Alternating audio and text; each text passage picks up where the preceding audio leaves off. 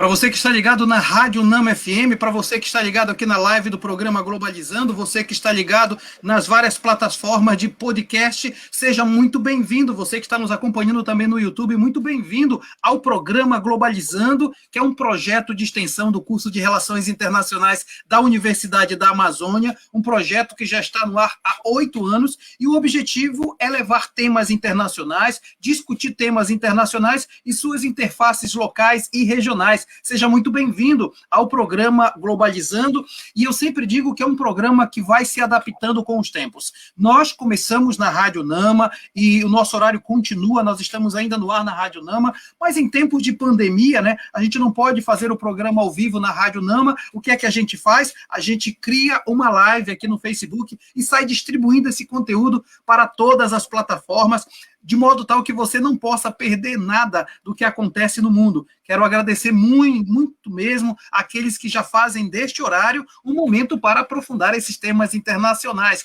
Eu sou o professor Mário Tito Almeida e hoje o programa é muito especial. Não é à toa que nós estamos no Dia Internacional do Trabalhador. Eu gosto de dizer isso porque antes de ser o Dia do Trabalho, é o Dia do Trabalhador, é o dia de discutir as condições de trabalho, as resistências e também como é que esse trabalhador é tratado nesse mundo contemporâneo. Um tema super importante que não poderia deixar de ter um entrevistado também importante. Eu estou me referindo e dando as boas-vindas ao professor Pedro Tupinambá. Ele é mestre em Direitos Fundamentais pelo Programa de Pós-Graduação em Direitos Fundamentais da Universidade da Amazônia, UNAMA. É especialista em Direito e Processo do Trabalho pela Universidade Anhanguera, Uniderp. Tem especialização em Economia do Trabalho e Relações Sindicais pela Unicamp e é graduado em Direito pela Universidade da Amazônia. Atualmente, ele é juiz do trabalho, titular da primeira vara trabalhista de Macapá, Tribunal Regional do Trabalho, 8ª Região, Pará e Amapá. Doutor Pedro, professor Pedro, seja muito bem-vindo ao programa Globalizando. Muito boa tarde, professor Tito e toda a equipe do programa Globalizando. É uma honra estar novamente participando desse programa, né, que tem reconhecimento, né, não só no curso de Relações Internacionais, mas em todos os cursos, em todas as mídias também, principalmente no dia de hoje, que é uma data simbólica, o dia 1º de maio, né, o Dia Internacional do Trabalhador e das Trabalhadoras de todo o mundo, né, e que sempre é marcado por lutas e por histórias de brigas e conquistas pelos trabalhadores.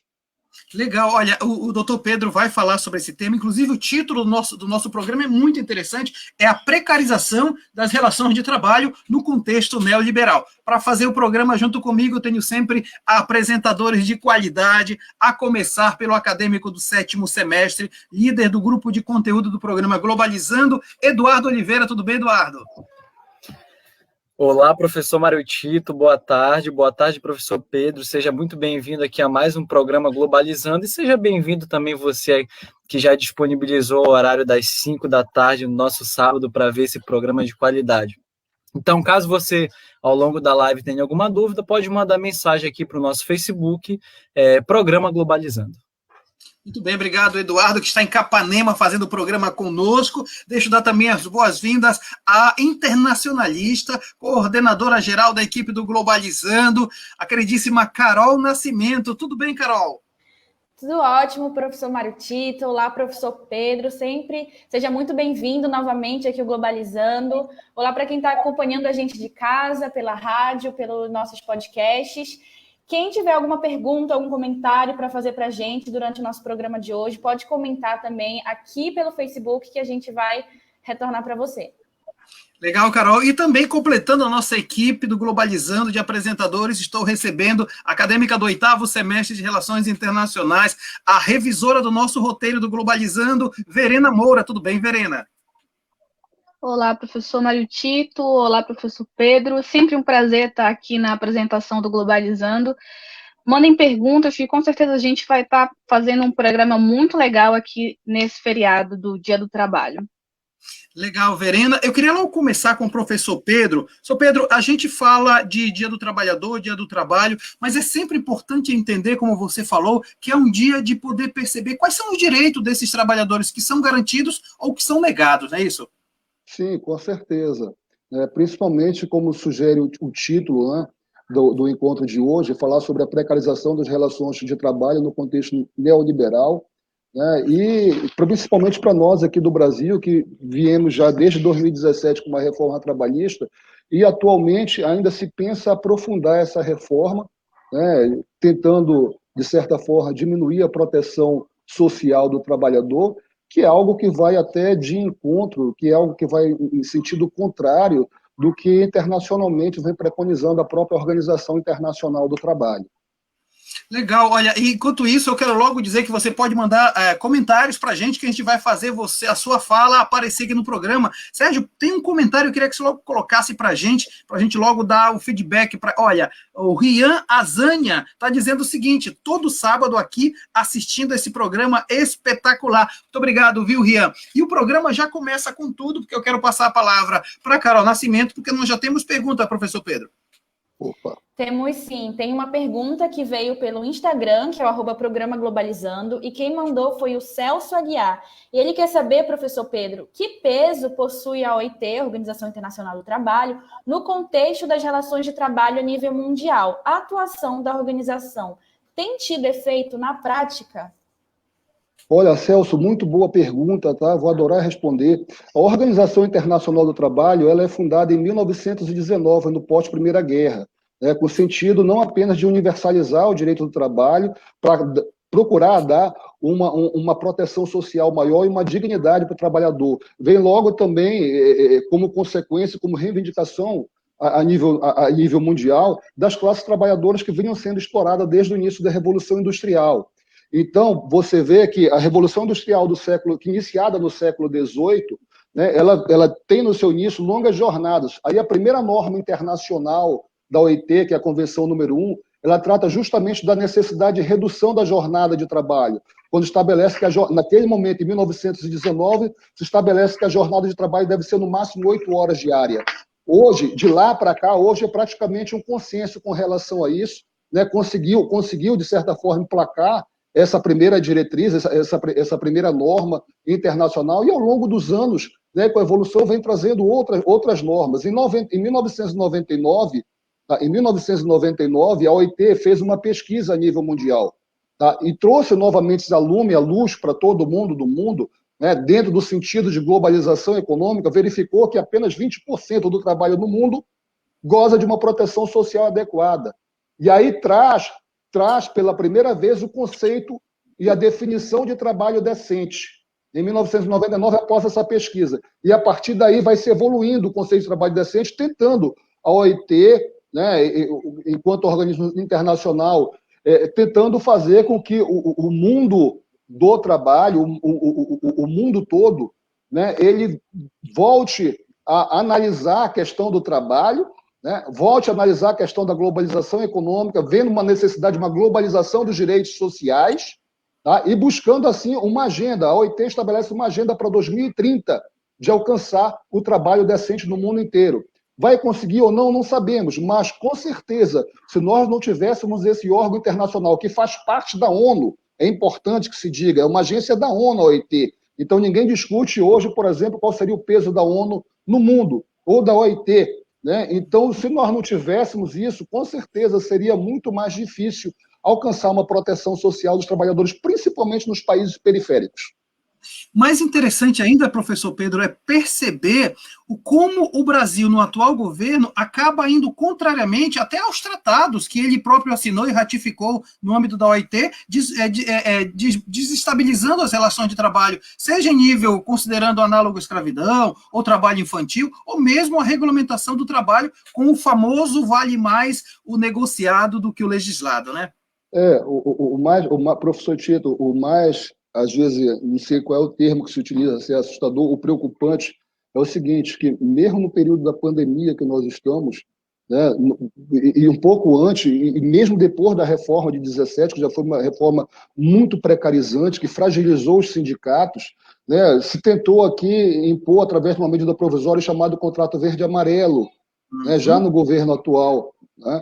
Ainda bem que caducou aquilo, mas mesmo assim você vê que todas as medidas que são tomadas, né, se procura colocar, por exemplo, o sindicato de lado, né, se procura, e por conta, inclusive, disso, né, e da reforma já de 2017, recentemente, agora em abril, o Brasil foi incluído na lista suja, né, da OIT por violação, nesse caso específico, a Convenção 98, que trata justamente da questão sindical, dos sindicatos, né? Portanto, nós podemos dizer que temos muito pouco a comemorar nesse 1º de maio, né, professor Pedro? No momento, ainda bem que nós ainda temos, dentro do sistema, né, dentro do sistema jurídico, nós ainda temos as normas constitucionais que não foram alteradas, eu espero que não sejam alteradas, que tratam do direito do trabalhador, e isso dá um balizamento, ou seja, porque não vai ser apenas a legislação infraconstitucional alterando que você vai alterar o direito. Ela tem que obedecer uma hierarquia. Então, se o Brasil ratificou determinadas convenções internacionais, se essa lei estiver violando, deve prevalecer a Convenção Internacional, que ela vai ter um caráter supralegal, vai estar acima dessa lei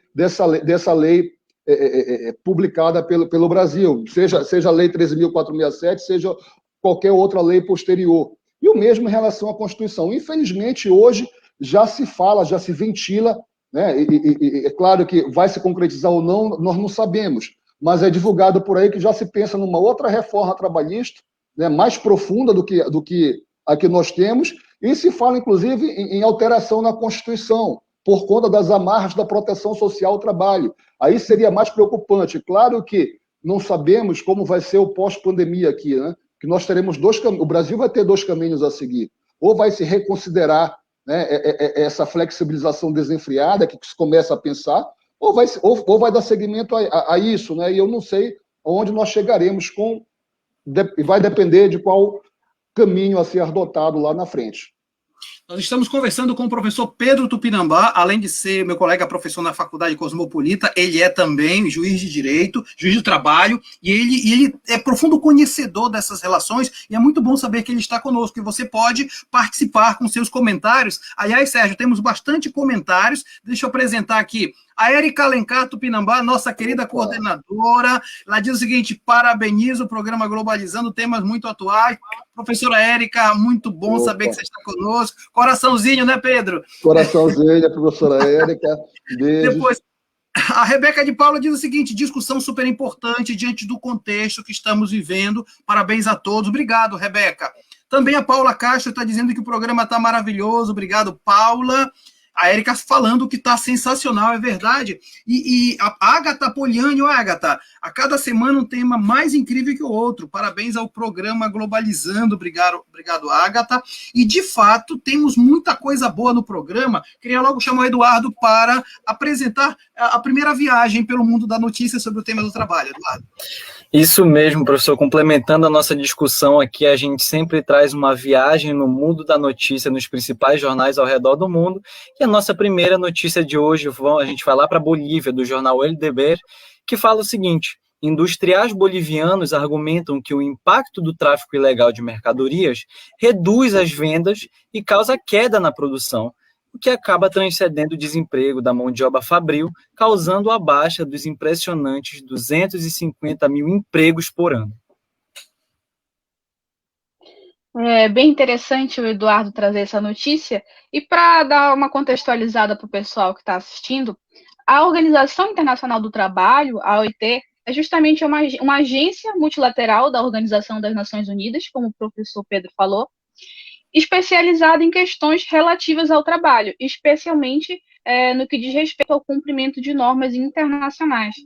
Ela foi criada pela Conferência de Paz de Versalhes, após a Primeira Guerra Mundial, em 1919, justamente objetivando alcançar a justiça social e respeitar os direitos humanos no mundo do trabalho, pelos trabalhadores das fábricas, principalmente devido a todos os abusos que foram sofridos pelos trabalhadores das fábricas durante a Revolução Industrial.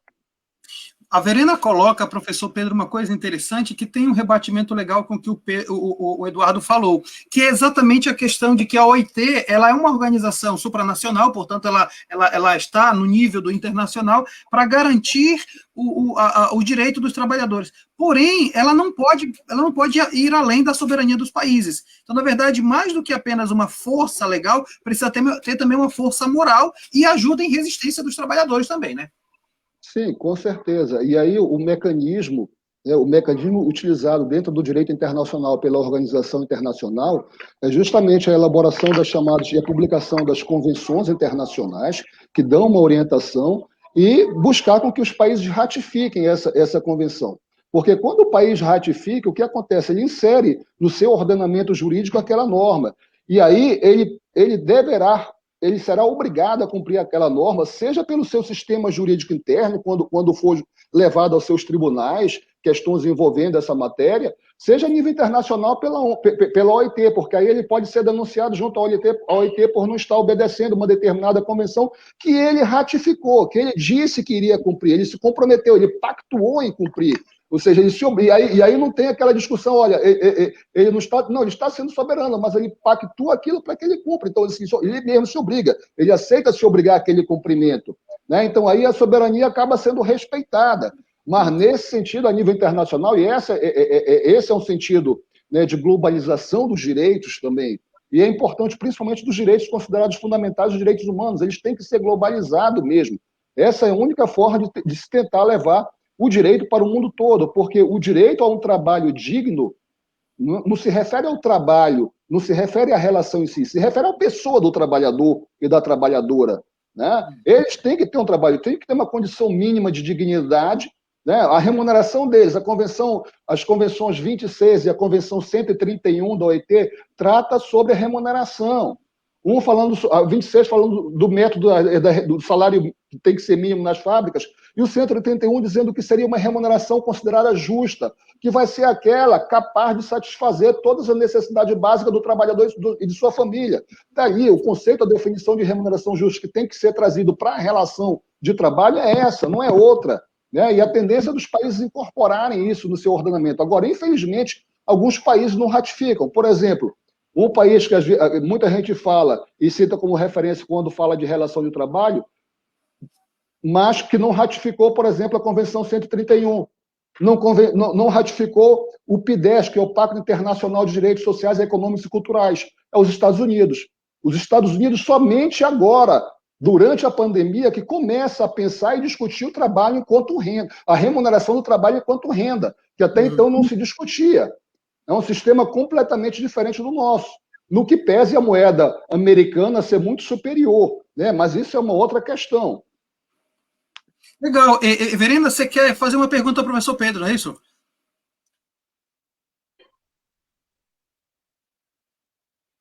Você precisa ligar o microfone, sim. Sim, professor. Deu erro aqui. A gente percebe que tem muitos tratados, né, que a gente já conquistou muitos direitos trabalhistas, mas eu queria perguntar para o professor Pedro, ainda existe dentro da sociedade civil uma falta de acesso ao conhecimento desses direitos? Então, a gente tem muitos direitos, mas que a gente nem sabe como é que funciona. Então, falta ser um pouco mais disseminado os direitos dos trabalhadores em si? Olha, eu não tenho dúvida que é importante nós termos mais programas, inclusive programas como esse aqui. Globalizando dá um show, é um show de bola, né, levar conhecimento para todo mundo, é um programa muito bem assistido. Né, nós deveríamos ter mais programas tipo esse aqui, entre outras programações, de tentar levar. É claro que se nós fôssemos analisar simplesmente com base na norma jurídica, né, a lei de introdução às normas do direito brasileiro diz que ninguém pode se excusar de dizer que não conhece a lei. A princípio, todo mundo teria conhecimento, presume-se porque está publicado. Mas nós sabemos que isso é uma ficção, né, porque, querendo ou não, existem certos direitos que às vezes as pessoas não têm acesso a esse conhecimento. É importante melhor difundir, até porque é incrível como a gente vive num mundo de informação e contra-informação. Então, hoje, por exemplo, se discute o direito, porque o direito, diferentemente, por exemplo, de outras ciências, né? A gente que entende direito é uma ciência, mas diferentemente de outra ciência, onde você pode chegar a um denominador comum, o direito traz muitas discussões. Por exemplo, a própria Lei 13.467, que é a lei da reforma trabalhista, né, que nós temos aqui, para muitos, ela alterou muitos direitos, ela diminuiu muitos direitos dos trabalhadores, e para alguns, o juiz ou a pessoa que fosse aplicar o direito teria que aplicar nu e cru o que está na lei. Né? Aí você vai conversar com outra pessoa, com outro jurista, com outra pessoa que interpreta direito. Não é bem assim, porque esse dispositivo aqui não se aplica, é inconstitucional. O Supremo Tribunal Federal mesmo, recentemente, né, declarou inconstitucional a norma que praticamente obrigava a mulher gestante a trabalhar em local insalubre de grau médio ou grau leve, né, porque estabeleceu que para ela não trabalhar, para ela se afastar, ela teria que apresentar um atestado médico dizendo, recomendando que tinha que se afastar. Quando antes a lei estabelecia, uma lei de 2016, né, um ano antes da reforma, não podia nem se dizer que era velha aquela lei, né, uma lei de 2016, estabelecia que, estando grávida, ela tinha que se afastar. E não precisa de laudo, até porque ali é uma proteção não só para a mulher, mas para o nascituro, para a criança que está sendo gerada. Porque em locais insalubres, você até encontra hoje equipamentos de proteção individual para a pessoa que está trabalhando. Mesmo assim, nem sempre elimina o risco, mas para a criança que está gerada, não tem. Se ela estiver num ambiente de ruído, vai dar o EPI, que é o fone de ouvido com plug, para a mãe. Mas e a criança? Ela vai ficar exposta ao ruído e vai correr o risco de nascer surda ou com problema de audição? Então, não é assim. Então, essa norma foi afastada pelo Supremo. Desde a época em que foi discutido isso aí, que vinha sendo discutido, vários juristas e vários juízes dizem, olha, não tem, é inconstitucional. Isso não tem, além de inconstitucional, ele viola diversas convenções da OIT. Né? Aí é verdade, as convenções da OIT, para conhecer, poucas pessoas conhecem. Né? Geralmente é só o especialista, aí você colocou no ponto certo. Geralmente é o especialista da área trabalhista que conhece, que trabalha com essas convenções. Precisa realmente, principalmente as ratificadas pelo Brasil, precisam ser dado uma maior divulgação à população, aos trabalhadores, que realmente às vezes passam batido em relação a isso. E aí vinha a discussão, o juiz, aí queriam que o juiz, ou não vou nem dizer o juiz, o Poder Judiciário fosse simplesmente boca da lei. Né? Na época da Revolução, você vai aplicar. Não, não é. O direito não é só a lei. O direito é muito mais do que a lei.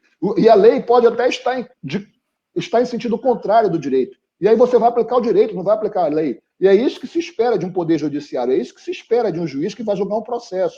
Né? Muito bem, professor Pedro Tupinambá conosco. Eu lembro que nas aulas que eu dou na Cosmopolita, a gente fala da hermenêutica, da interpretação. Isso é fundamental. A lei pela lei é legalismo. Você precisa saber a interpretação. Mas esse é assunto para um outro Globalizando, né? Nós temos comentários chegando, Pedro. Vamos ouvir o que é que tem aqui. A Ângela Santos está dizendo o seguinte: obrigado, Ângela. Parabéns pela temática de hoje em data tão importante. Não podia deixar de prestigiar o professor Pedro assistir esse programa sensacional. Obrigado, Ângela. Obrigado, Ângela. A Vivi Fonseca está dizendo, não é do interesse do governo que os trabalhadores sejam cientes de seus direitos. A busca pela sobrevivência é tão grande, para não dizer desesperadora, nesses tempos que estamos vivendo, que infelizmente muitos pais de família aceitam todo tipo de humilhação, muito triste. Obrigado, Vivi. O Max já falava do Exército Industrial de Reserva. O queridíssimo Rogério Cota, um abraço para você, Rogério. Temática extraordinária no contexto atual. Parabéns. Um forte amplexo aos professores Tito e Pedro Tupinambá. Brigadão, Rogério. Professor obrigado, Pedro, Rogério. Tem pergunta chegando do Eduardo, que eu acho fundamental, porque a gente vai entrar numa coisa bem específica. Eduardo, você, querido. Exatamente, professor, uma pergunta polêmica, uma pergunta de $1 milhão aqui, que é o seguinte, professor Pedro, a Sandra Weber lá no Facebook perguntou, a onda neoliberalista impulsionou a precarização dos trabalhos no Brasil no governo atual? E aí, o que o senhor acha? Bom, eu agradeço novamente a pergunta, eu não tenho dúvidas, tá? Não tenho dúvida, inclusive quando o governo atual tomou posse, isso era dito antes da posse e na posse, não só pelo chefe do Poder Executivo, quanto como pelo principal ministro que trata da economia, né? Disse isso claramente, que ele era neoliberal, eu dizia liberal, neoliberal, não sei qual é o termo que ele utilizava, mas não deixou dúvida, inclusive falou claramente que a reforma trabalhista foi muito, muito amena, né? Que deveria ser mais profunda, né? E que está tentando fazer isso. E aí, quando nós podemos observar os atos, né, e as propostas deles apresentadas, por exemplo, a medida provisória 905 de 2019, que trata do contrato verde e amarelo, ou seja, possibilitando a contratação do trabalhador que abre mão de seus direitos pela chamada carteira verde e amarela, né, abrindo mão de vários direitos. Ali é você. E aí o que é preocupante é o seguinte, né, porque aí a gente não sabe a profundidade disso aí, porque, na verdade, isso não é nem ser liberal, porque quando você trabalha com relações assimétricas, né, que é a relação do empregado com o empregador, você não pode falar em acordo para estabelecer qual é o tipo de direito que o empregado vai ter, porque ele não vai negociar, principalmente sem o apoio do sindicato. Ele não vai negociar. Vai acontecer que nem iria acontecer, porque não vai acontecer que essa medida provisória, por exemplo, caducou. Não sei se vai tentar uma reedição de outra medida ou se tentar, por projeto de lei, alterar. Provavelmente o próximo caminho será esse. Né? Mas, veja bem, se dá uma opção para o empregador contratar alguém pagando menos direito, gastando menos, ele não vai ter dúvida. Ele vai pagar. E o empregado não vai ter opção. O acordo do empregado vai ser, olha, se você aceitar trabalhar, você assina esse acordo aqui, senão eu vou chamar alguém que vai aceitar para trabalhar, que eu quero alguém para trabalhar aqui. Porque é assim que funciona, né, numa economia onde você tem um exército de desempregados. Né? Ou seja, não existe não vai existir, na verdade, essa liberdade. Você, na verdade, sob a ótica neoliberal, né, sob a ótica de não intervenção nas relações privadas, principalmente na relação de trabalho, especificamente, se você abrir mão, é você abrir mão da isonomia. Na verdade, o Estado social vai aparecer justamente para proteger aquelas pessoas consideradas vulneráveis, né, que não têm condições. Amartya Sen, né, ele vai dizer, olha, não existe desenvolvimento, né, com desigualdade, não existe liberdade sem desenvolvimento, e não há desenvolvimento sem igualdade, dizendo que as pessoas menos favorecidas elas não têm condições de acordar, tirando dali, acordar diretamente com o outro, porque eles não têm a mínima condição de liberdade de dizer se aceita ou não aceita, ou se pode discordar. Por quê? Porque eles estão numa posição de inferioridade econômica, uma desigualdade social muito grande. Então, ele não vai ter liberdade. E aí a grande contradição, por exemplo, no neoliberalismo em relação a essas relações específicas. Muito bem, professor Pedro Tupinambá, dando um show aqui no programa Globalizando. Nós estamos falando da precarização das relações de trabalho diante de um contexto neoliberal. Hoje, o Dia do Trabalhador, muito importante a reflexão. Muito obrigado a você que está conosco. Eu queria logo passar a palavra para a nossa viagem do mundo da notícia. Verena, é você agora. Olha só, a próxima notícia vem do jornal La Diaria, do Uruguai. O governo uruguaio anunciou um subsídio de 7.300 pesos por 3 meses para cerca de 8.000 trabalhadores informais em setores afetados pela restrição de mobilidade e para mais 12.000 contribuintes do programa do Ministério de Desenvolvimento Social. Essa quantia, de acordo com o nosso amigo Google, de 7.300 pesos, daria mais ou menos uns R$900. Então, além dessa quantia, ele renovou também a duplicação do salário família e da cesta básica para mais de 300.000 pessoas. Trazendo agora mais algumas informações, né, para contextualizar você no nosso tema, nesse tópico que a gente está discutindo agora, que é o neoliberalismo. Ele defende que para uma sociedade progredir é preciso que o Estado não interfira na economia. E um Estado neoliberal é aquele que defende a privatização, o fim de políticas sociais, incentiva a competitividade internacional, tudo em prol da ascensão econômica. E a expansão das ideias liberais coloca a democracia em xeque, sobretudo na parte trabalhista, porque elas apresentam a falsa promessa de alavancagem da economia e da melhora na qualidade de vida, quando, na verdade, só visam o lucro e o aumento da desigualdade social. Professor Mário Tito.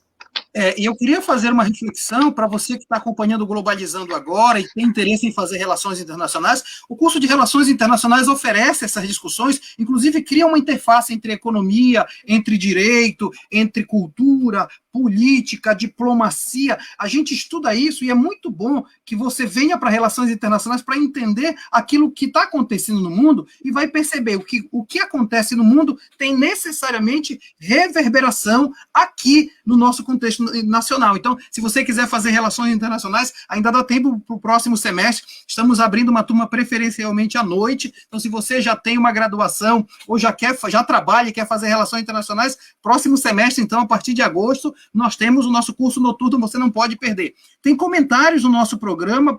Põe para a gente aí, Sérgio ou Brenda, coloque aí para a gente dar essa reverberação. Queridíssima Vivi Fonseca está dizendo, o que vemos é a regressão de tantos direitos conquistados com muitos sacrifícios e lutas. Obrigado, Vivi. E olha, nós vamos entrando no terceiro bloco. Verena, tem pergunta para o professor Pedro, não é isso? Isso aí, professor. A Margarete Silva perguntou para a gente pelo Twitter. por que o processo de precarização de trabalho é bastante presente em países menos desenvolvidos? Professor Pedro. Bom, muito boa pergunta novamente. Olha, na verdade, nós temos que analisar dois fatores, tá, para contribuir com isso. Fatores internos do próprio país e um fator externo também.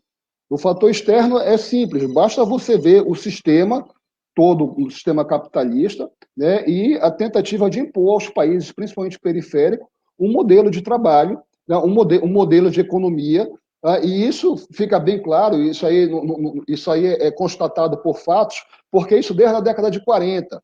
Em 1944, nós tivemos o Pacto de Bretton Woods, né? Nós temos o Consenso de Washington, já no final da década de 80, início da década de 90, o Consenso de Washington, todos eles bancados pelo Banco Mundial Internacional, pelo Fundo Monetário Internacional, onde pressionam, né, politicamente esses países para que adotem um modelo de flexibilização. Por quê? Porque os grandes países, na verdade, eles não querem isso para os seus trabalhadores, querem dar uma condição social melhor. Mas nada impede que eles utilizem os trabalhadores de outros países em uma condição inferior, que ele não vai sofrer uma pressão interna, né? Então, esse é o fator externo. Internamente, nós não podemos fechar os olhos para dizer que existe, sim, uma elite interessada, uma elite pequena, mas interessada que isso ocorra. Por quê? Porque ela vai poder, utilizando isso, evitar de pagar mais direitos, né, e embolsar mais, enriquecer mais. É isso que acontece. Diminui a elite, né? Na verdade, o que acontece é que diminui essa elite e esse pequeno grupo de pessoas, né, elas acabam enriquecendo internamente. Ou seja, economicamente, vai crescer o bolo, mas não cresce o bolo dividido. Né? Vai crescer o bolo para a parte deles. Né? Para a maioria a maioria dos trabalhadores do Brasil, o bolo diminui, né? E a fome aumenta. É isso que acontece. Então, tem essa pressão interna e a pressão externa. Infelizmente, o nosso país, desde quando assumiu o presidente Temer, né, quem estava à frente do Poder Executivo se aliou com esse grupo que tem esse pensamento político.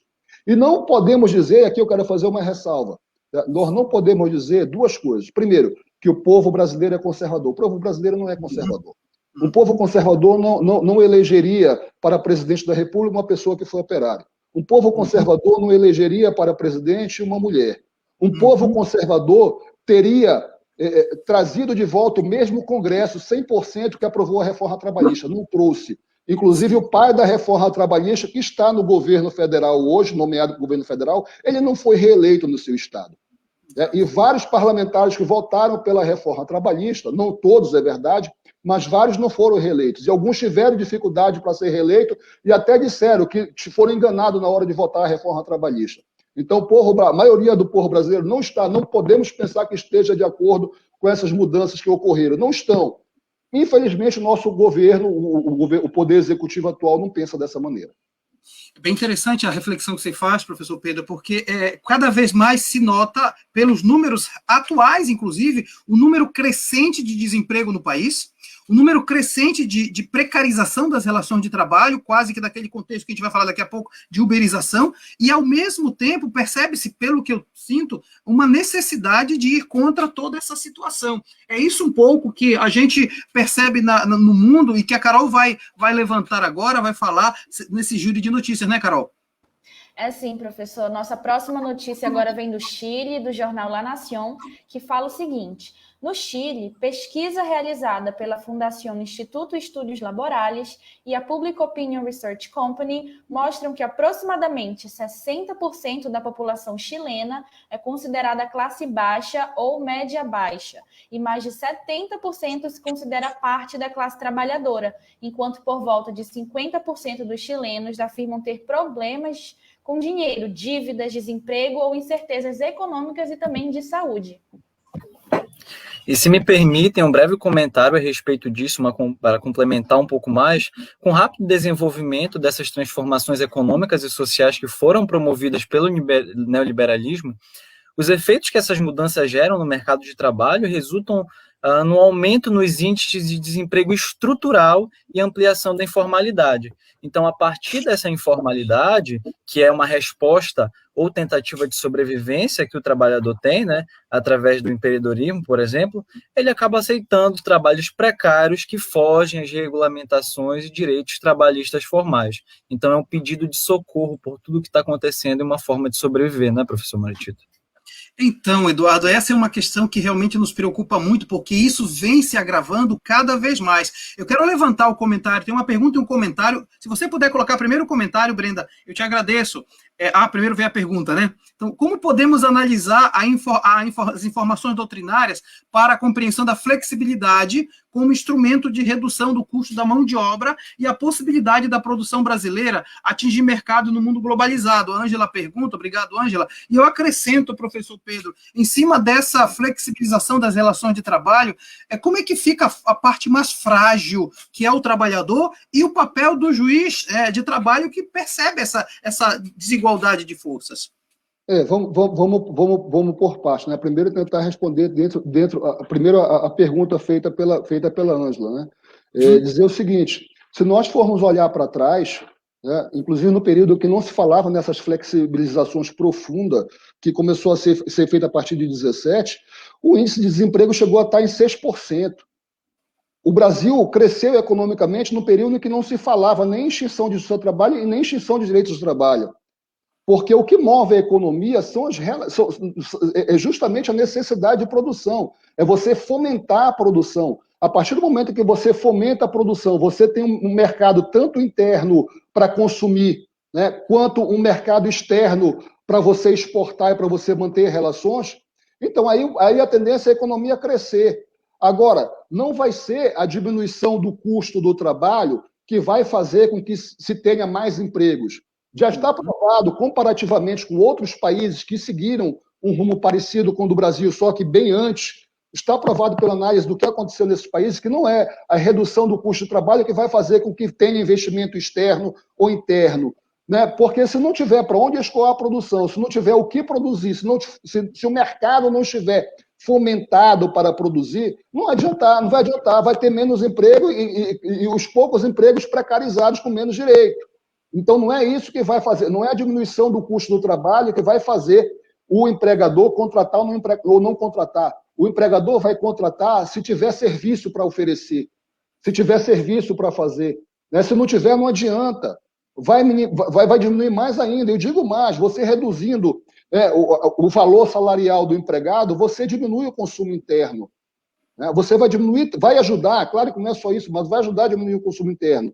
Agora, como o professor Tito, já passando para o comentário do professor Tito e tentando ser rápido por causa do nosso tempo aqui. É claro que quando chega um processo, né, que o juiz só vai se deparar com esse problema quando o processo chega, né, no judiciário. Né? Quem se depara antes do magistrado, no dia a dia, é o membro do Ministério Público. Esse sim pode fiscalizar, esse sim pode propor ações civis públicas para ser analisada pelo magistrado. E o magistrado, quando verificar a situação, é procurar aplicar o direito. Né? O direito, o princípio da proteção do trabalhador, já dizia o ministro do Tribunal Superior do Trabalho, em seu livro Curso de Direito do Trabalho, o professor Maurício Godinho Delgado, ele já dizia que o princípio da proteção ao trabalhador e da norma mais favorável está lá, no caput do artigo 7º da Constituição Federal. Enquanto não for tirado de lá, não vai alterar, não vai adiantar você tentar mexer só na lei. Pedro, é só algo bem específico, fundamental. O Ministério Público do Trabalho, então, ele vai criar todas as condições para verificar com mais profundidade as relações de trabalho, e o magistrado, ele vai, na aplicação da norma, vai também entender todas essas ênfases e esses pressupostos da questão, é isso? Perfeito, professor Tito, é isso, tá? Agora, eu não sei se eu tenho tempo, mas... Sim, você tem um minuto ainda, Pedro. Que a parte de fiscalização, né, infelizmente, né, quando o governo atual, né, assumiu o executivo, a primeira coisa que ele fez foi terminar com o Ministério do Trabalho.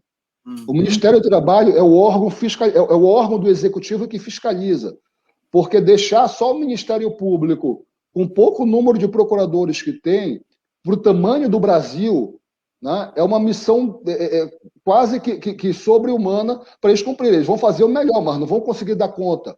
E quando você tira o Ministério do Trabalho e transforma numa secretaria do Ministério da Economia, você já vê que se sobrepõe. Isso aí é uma mensagem clara, visual, de que, olha, mais importante a economia do que o trabalho, ou seja, aquela valorização do trabalho não é tão. Isso aí é uma mensagem subliminar, né? A valorização do trabalho está baixa, uma secretariazinha da economia. O que interessa é a economia aqui, né? Então já dá essa mensagem para você. Não precisa. E aí, você diminuindo o Ministério do Trabalho, como você vai fazer a fiscalização pelos auditores fiscais? Como é que vai sem recurso, sem pessoal, sem material e sem interesse, né? Porque aí o executivo demonstra que não tem um interesse em fazer isso, né? Que coloca em um segundo plano. Como é que você vai fazer a fiscalização naqueles locais mais longínquos, por exemplo, do estado do Pará, para verificar se está havendo exploração da mão de obra em situação análoga do escravo ou não? Você acaba, né? Você, na prática, acaba. E aí fica difícil até o acesso ao judiciário. Porque em muitas situações, nesses locais mais distantes, somente depois da fiscalização e verificação da situação de violação desses direitos é que era acessado pelo judiciário. E não era diretamente pelo trabalhador, não, porque isso chegava no Ministério Público.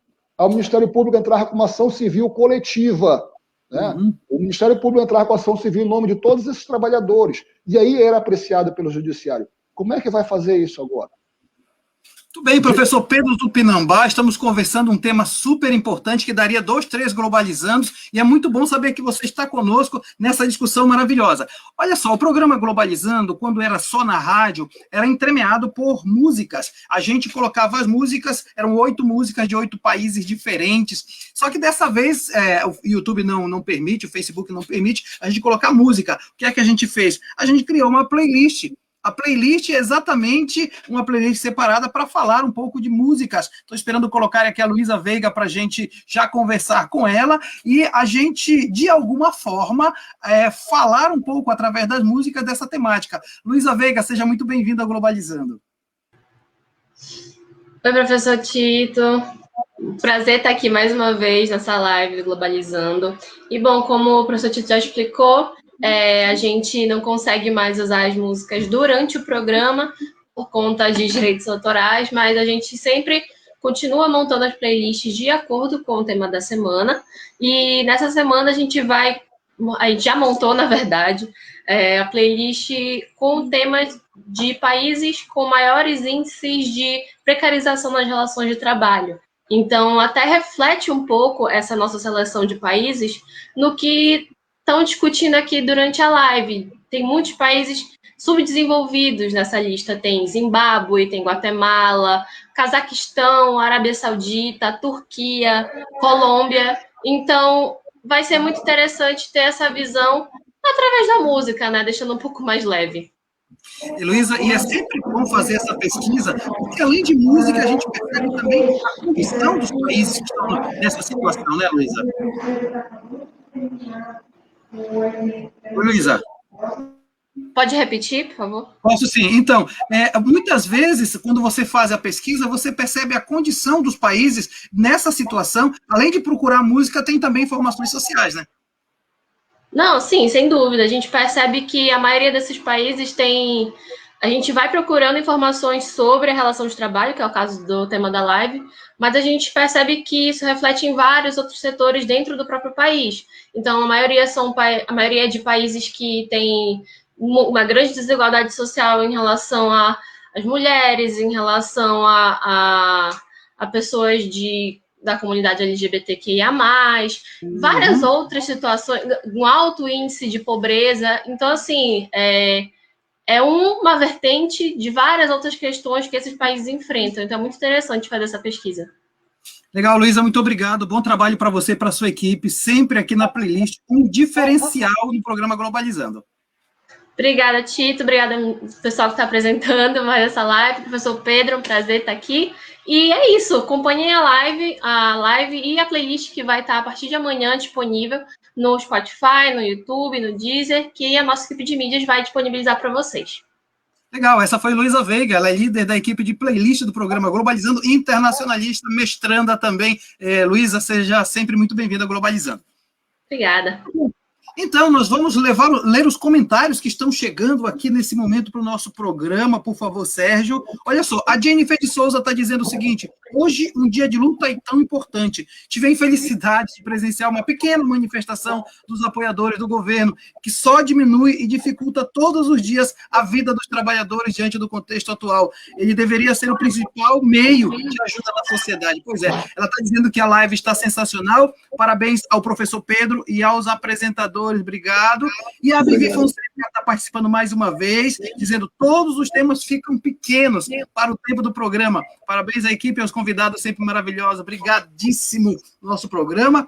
E nós vamos logo para o quarto bloco, né, Carol? Temos um modo especial de apresentar o quarto bloco, é isso? Temos sim, professor. Hoje nós trouxemos uma convidada para participar um pouco do programa e eu queria chamar aqui Ana Vitória Oliveira, que ela é acadêmica do 7º semestre do curso de Relações Internacionais da UNAMA. Ela tem uma pergunta para o professor Pedro. E agora, Ana, pode ficar à vontade para perguntar. Muito obrigada, boa tarde. Eu queria primeiramente agradecer por essa discussão incrível que está sendo feita aqui. Então, vamos para a minha pergunta. Eu estava me perguntando acerca desse tema todo que a gente está discutindo. De que forma a precarização das relações de trabalho pode impactar na desigualdade econômica do Brasil? E de que forma ela se agravou nesse contexto pandêmico? Oi, Ana, obrigado pela pergunta, tá? Na verdade, ela vai se agravar no momento pandêmico, né? E nós vamos ver isso. Infelizmente, não, primeiro porque vai diminuir, né? A possibilidade de demissão é muito grande, né? A existência do trabalho, que já era escassa, ela aumenta a inexistência, na verdade, do trabalho, né? Nós vamos ver medidas que acho que nós adotamos aqui no Brasil. Tá? Tudo bem se buscou adotar um auxílio chamado benefício emergencial, mas se nós formos comparar o valor do benefício emergencial no Brasil com o resto do mundo, eu acredito que o nosso seja menor. Tá? E, infelizmente, né, nós só temos esse valor aqui porque o Congresso impôs. Porque se dependesse do Executivo, não pagaria sequer esse valor no primeiro momento, quando sair a medida provisória. Né? E aí, o pior de tudo vai ser o seguinte: vai agravar mais a desigualdade social, porque vai se permitir a redução da jornada, com a redução de salário de até 70%, né? E, a princípio, seria complementado esse valor salarial do empregado pelo benefício emergencial. Só que o Estado brasileiro colocou que o cálculo desse benefício emergencial seria com base numa regra similar ao cálculo do seguro-desemprego, o que vai implicar uma redução nominal e real. Dependendo da faixa salarial do trabalhador, tá? Dependendo da faixa salarial do trabalhador, essa diminuição vai aumentando.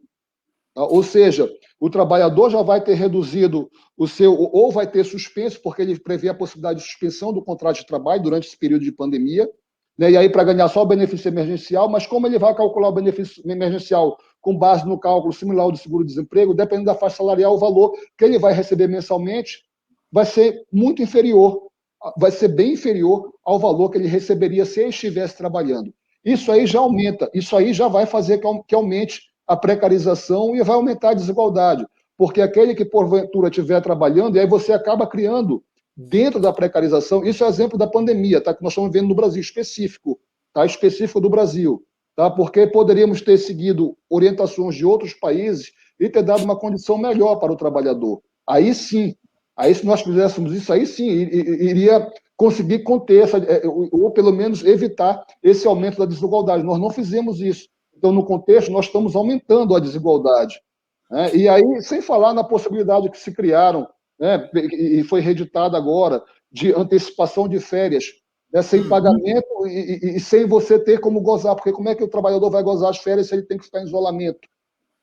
Né? Ou seja, na verdade, são situações contraditórias. E o processo de precarização ele tem impactado na desigualdade a partir do momento em que você vai ver, por exemplo, trabalhadores sendo contratados na modalidade intermitente. Né? Só vão receber quando prestar o efetivo trabalho. E outros com trabalho em tempo integral, de forma habitual. Você cria uma desigualdade entre os próprios trabalhadores. Você vai ter um trabalhador que já não ganha o suficientemente bem com tempo integral, né? O trabalhador habitual, e você vai ter o trabalhador não habitual, que vai ganhar menos ainda. Você vai criar uma subclasse ainda, uma subdivisão dentro da classe mais baixa, ou dentro daqueles que estão necessitando mais. Você vai priorizar, você vai acabar prejudicando mais ainda, criando subcategorias de empregados, que não deveria ser, não está de acordo com o princípio da isonomia substancial, né? Infelizmente, nós estamos vivendo isso, e eu espero que depois nós possamos retomar o caminho das garantias sociais. Eu não sei se eu respondi a contento a pergunta. Respondeu e deixou um monte de outras questões, que, né, Ana Vitória, que deixam a gente pensar o quanto a gente precisa mudar esse quadro, porque está cada vez pior. Com certeza. Até, né, Ana? Inclusive, gera essa desigualdade, gera briga de trabalhador com trabalhador, que é tudo o que o sistema quer. Exatamente isso, né? O conflito. Muito bem, Ana Vitória, muito obrigado pela sua participação. Pergunta Eu que agradeço de novo. Obrigado, tá, Ana Vitória. Ótimo. Vamos continuar aqui pela última parte da viagem pelo mundo da notícia. Eduardo Oliveira, com você. Exatamente, professor. Depois de viajar esse mundão, a gente volta para o Brasil, do jornal Brasil de Fato, que fala o seguinte: o número de bilionários no Brasil saltou de 45 para 65 pessoas em 2021, crescimento de 44%, de acordo com a lista da revista Forbes. Então, juntos, desde o ano passado, lá em 2020, durante a pandemia do Covid, né, quando começou e se desenvolveu, eles praticamente dobraram o montante acumulado, que atualmente atinge a marca de mais de R$1 trilhão. Olha aí a desigualdade. Olha. Interessante, né? Embora a pandemia tenha causado prejuízo à economia, a gente percebe que foi para um grupo bastante específico, né? A classe trabalhadora. Diversas elites econômicas ao redor do mundo se tornaram ainda mais ricas, como o Eduardo acabou de falar. Do outro lado, os trabalhadores sentem ainda mais os efeitos da crise com crescentes taxas de pobreza. Além da crise econômica, trabalhadores enfrentam novas e precárias relações de trabalho, como a uberização, né, que a gente já comentou anteriormente, devido aos cortes e medidas de restrição. Modelos menos custosos, como o home office, trazem riscos ao trabalhador, pois dificultam a fiscalização de irregularidades do trabalho. A gente costuma dizer, né, que no home office a gente não tem hora para acabar, aspas, né, porque não deveria ser assim.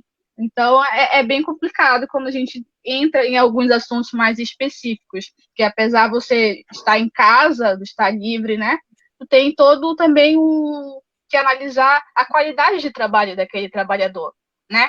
Enfim, Interessante, Verena, que você fala uma coisa importante, sem contar que os custos do home office ainda é de quem está em casa, né? Especialmente quem é trabalhador da educação, tem que pagar internet, luz e todo o aparato para poder apresentar aula. Tem muita coisa que não está certa nessa questão, nessa nova ordem. E não deveria ser, né, professor Tito? Porque não deveria ser. Infelizmente, a própria regulamentação do teletrabalho estabelece que seria pactuado entre empregador e empregado o reembolso ou o pagamento disso, né, dos custos. Só que a gente vê que na prática acaba não acontecendo, dificulta. Você é colocado que o trabalho em home office, né, não está sujeito à jornada para tirar as possíveis horas extras, mas nós sabemos que existem mecanismos para controlar esse horário e é cobrada uma produção. Né, e quando é cobrada uma produção, você vai ter um tempo mínimo ali de atividade. E já existem aplicativos e meios de você controlar o horário, se for o caso, até pagar as horas extras caso ultrapasse, ou limitar isso, o que infelizmente não ocorre. E aí vem a discussão, bom, mas você está trabalhando, o trabalhador está em casa de home office e está usando a sua internet, que ele paga para a sua casa. Mas, poxa, ele vai ter, não deveria ter, e a pergunta, não deveria ter uma ajuda do empregador? Até porque o risco da atividade econômica, isso é um princípio do direito do trabalho, o risco da atividade econômica é do empregador. Então, deveria ser imputado, o empregador deveria ser, porque a atividade está sendo realizada para ele.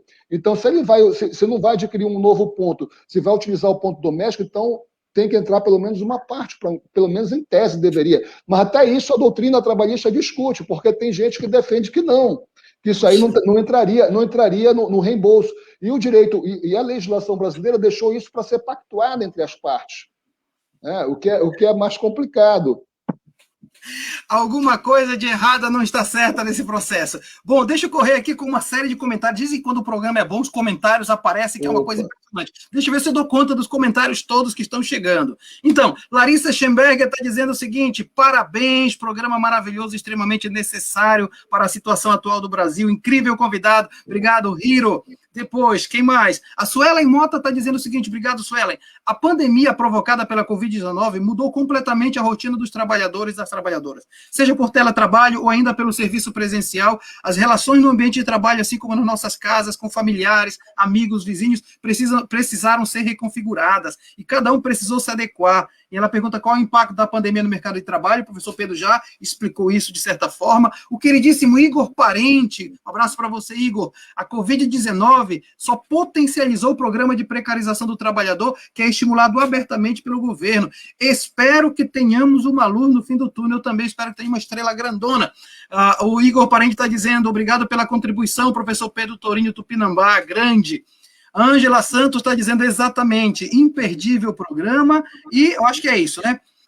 Nós estamos quase no finalzinho do programa. Eu queria trazer também agora, como eu sempre faço em todo o programa, o nosso projeto de extensão, que é primo do Globalizando, que é o site internacional da Amazônia, é produzido pelo curso de Relações Internacionais, recebendo mais uma vez a queridíssima Giovana Ramos. Giovana, seja bem-vinda ao Globalizando. Obrigada, professor. Boa tarde, gente. Fala para a gente, então, do site internacional da Amazônia, grandes novidades, né? Então, gente, primeiramente, o que é o site internacional da Amazônia? Ele é um projeto de extensão do curso de Relações Internacionais que tem o objetivo de promover artigos acadêmicos, dicas de filmes e muitas outras coisas, muitas outras novidades.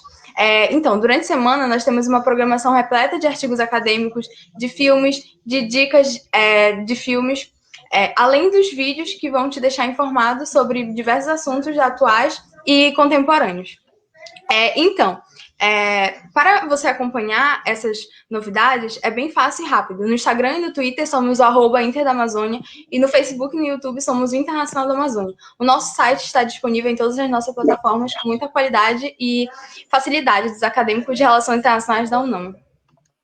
E Giovana, interessante que a produção é sempre de muita qualidade, né? Porque o aluno estuda na sala de aula e reproduz isso para o grande público, né, Giovana? Sim, é muita qualidade, então é muito bom estar acompanhando esses projetos de extensão que o curso oferece. Legal. Giovana, muito obrigado. Bom trabalho para você. Você que está agora praticamente liderando a equipe de audiovisual. Bom trabalho para você, tá? Obrigada, gente. Eu que agradeço.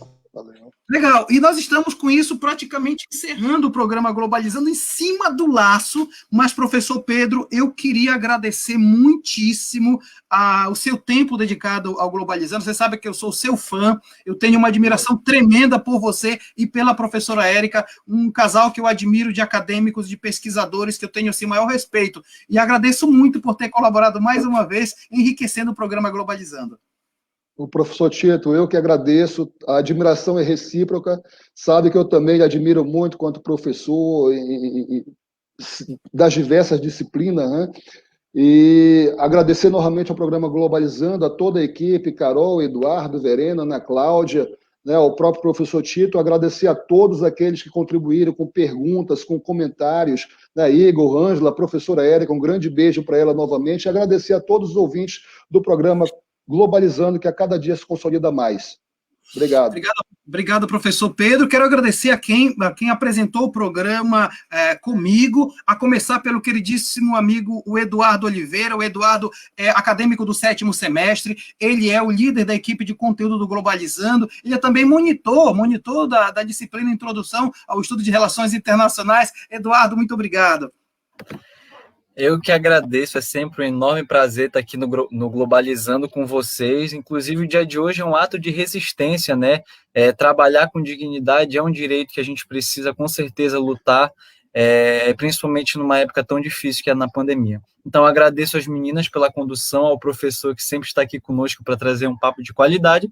E, claro, você que está nos vendo, que você está nos assistindo, sem você, o Globalizando não existe, né? Então, muito obrigado e até a próxima.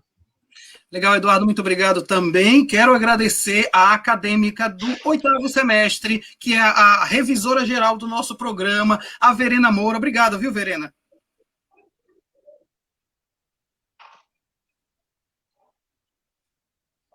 O áudio da Verena não está professor saindo. Maritito, sempre um prazer estar na apresentação do Globalizando. Agradeço o professor Pedro.